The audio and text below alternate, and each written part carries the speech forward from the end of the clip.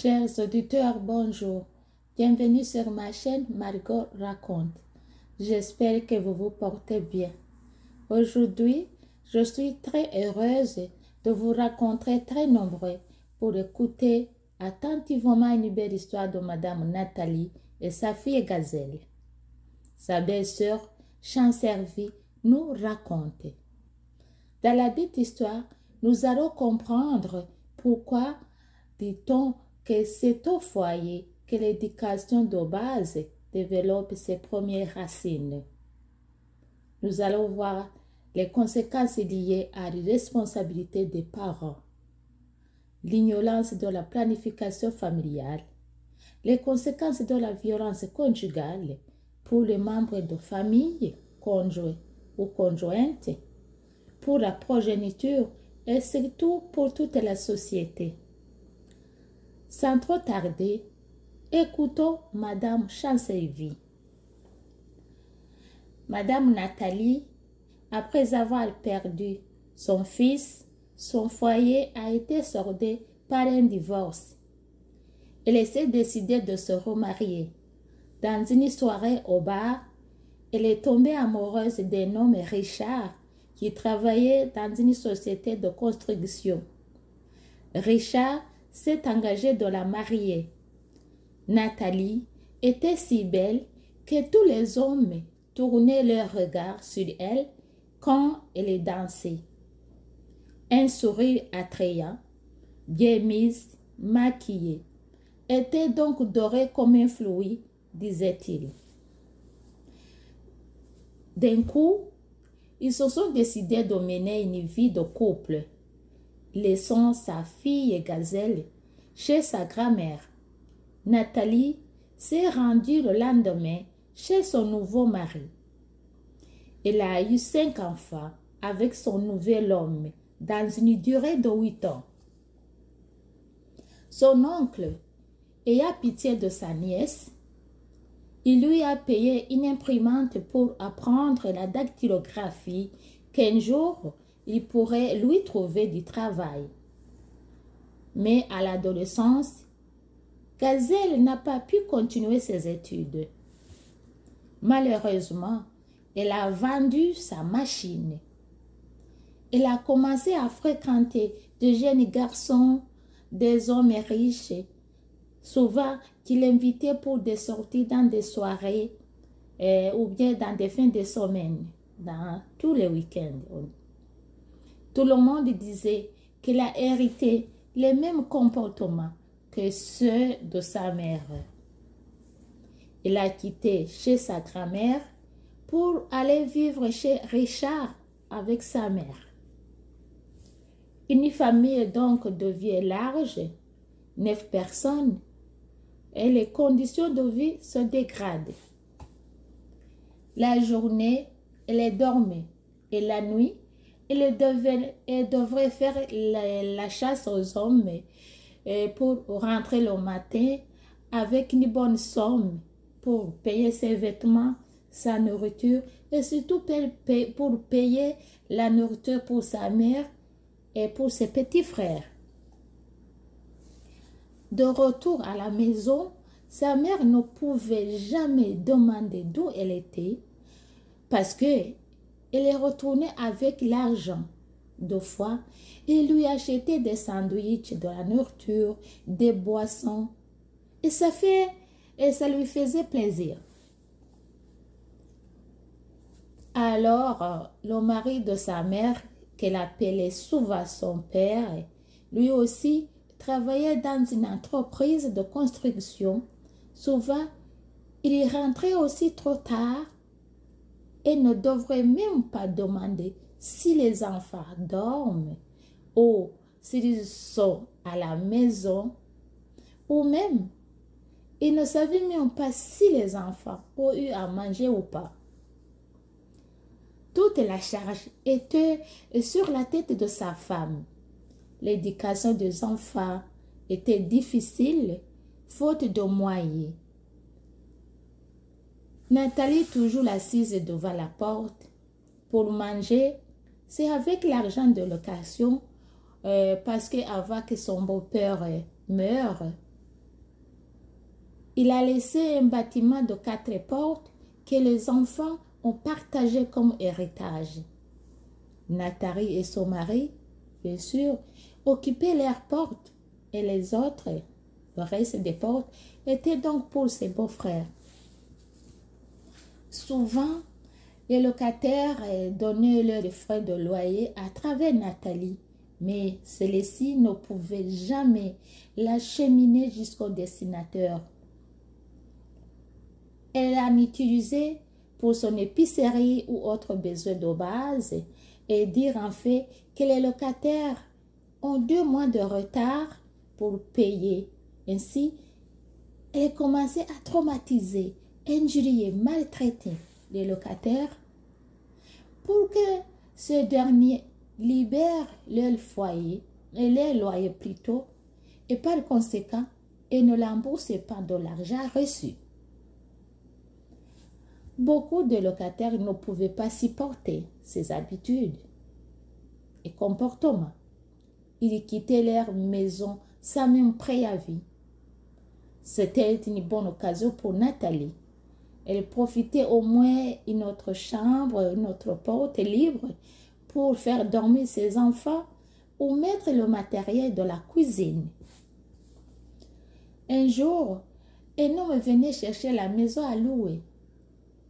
Sa fille, il a expliqué à monsieur que la maison est disponible, mais qu'elle appartenait à sa tante, mais que sa mère ne veut pas la louer parce qu'elle a besoin de s'en servir. Mais la fille a téléphoné sa tante pour venir lui donner la maison, sinon sa mère ne pouvait pas lui accorder cette chance, surtout qu'elle trouvait une maison à cette période-là était vraiment un grave problème. Elle avait un beau slogan pour les locataires qui venaient chercher la maison, que sa belle-sœur viendra occuper la maison. Mais sa fille, cette fois-ci, avait déjà dévoilé le secret, mais elle n'était pas au courant. Sa belle-sœur lui disait de vouloir faire un bilan pour faire la réhabilitation des chambres. C'était pour qu'elle puisse avoir la clé de la maison. On a vidé la maison et le lendemain matin, le nouveau locataire s'est installé. Nathalie s'est mise en colère, mais au fond d'elle, elle pensait qu'il a maltraité le locataire et que ce dernier ne va pas durer dans cette maison et comme elle le faisait d'habitude pour les autres. Il a commencé ses coups montés de maltraitance et des locataires le même jour, des injures, des monologues en lançant des jetos, croyait avoir réussi à traumatiser ce locataire, mais l'autre la méfiait et s'en foutait de tout avec beaucoup de méfiance. Nathalie était toujours de mauvaise humeur, contrairement de ses enfants. Chaque soirée, ses filles commençaient à s'habiller à partir de 17 h. Elles se prêtaient pour aller faire de la chasse des hommes dans les bars, même dans les couloirs et des ronds-points, dans tous les coins ciblés, à côté des routes, des lumières, dans des marchés du quartier. Sa mère ne disait rien. Au contraire, elle les encourageait. Elle les dormait à la belle étoile, attendre leur tour pour les ouvrir le portail. Mais il faut savoir qu'un locataire ne devrait pas être dehors de 20 h. Elle avait toujours l'espoir que sa fille revienne avec de l'argent pour lui acheter du pain, les œufs pour l'omelette, et du lait et du sucre, ou soit du jus pour le petit déjeuner. Sa mère était très contente. Toujours, après avoir déjeuné, elle racontait son histoire de sa jeunesse en leur disant « Moi, quand j'étais jeune, pour répondre à une invitation d'un homme dans une soirée, ce dernier devrait me laisser 1500 pour le taxi, 2500 pour me déplacer. Et il devrait supporter ma charge, les boissons et la nourriture. Je devrais consommer au moins 1000 et je garde 1500 dans la caisse parce qu'on ne sait jamais. Il faut prévenir des accidents de grossesse indésirables. Et il faut avoir toujours de l'argent pour payer au cabinet médical en cas où. Il faut savoir que dans cette région, il y avait beaucoup de cabinets médicaux chargés des avortements des femmes ou des jeunes filles qui auraient été grosses indésirablement. Les sages nous disaient tel fils, telle fille, tel fils, tel père, ou telle fille, c'est telle mère. Et d'ailleurs, certains disaient qu'on donne ce qu'on a. Dans tous ces enfants, personne n'a pu terminer ses études, soit primaires ni secondaires. Toujours, ils avaient des rendements scolaires en dessous de la moyenne. Mais la jalousie des enfants des locataires, les voir chaque matin se laver en tenue scolaire, accompagnés par leur mère à l'école, ça la mettait mal à l'aise. Les siens restaient traînés dans le quartier faute de matériel ou de frais d'écolage. Le salaire, bien sûr, de leur père était insuffisant, voire la taille familiale. Son mari avait adopté aussi des habitudes de rentrer aux heures tardives. C'était pour fuir le bruit des enfants, espace restreint, et quand il commençait à souper, les 3 derniers enfants lui fixaient un regard, voulant arracher son repas.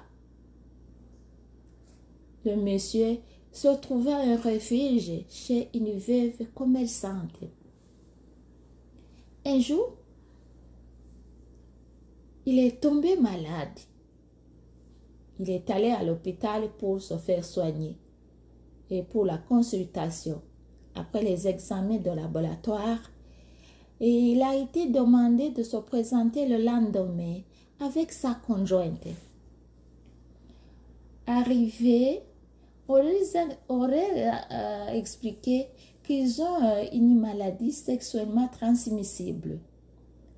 Nathalie, en rage et très honteuse, voulait refuser le traitement, surtout qu'elle ne sentait pas de douleur. Elle était toujours bien maquillée, prenant des pagnes de dette pour qu'elle soit très belle, se faisant illusion d'avoir gagné le cœur de son époux. Mais depuis lors, le jour de paix, elle devrait se présenter pour recevoir le salaire de son conjoint chaque mois à son travail au bureau.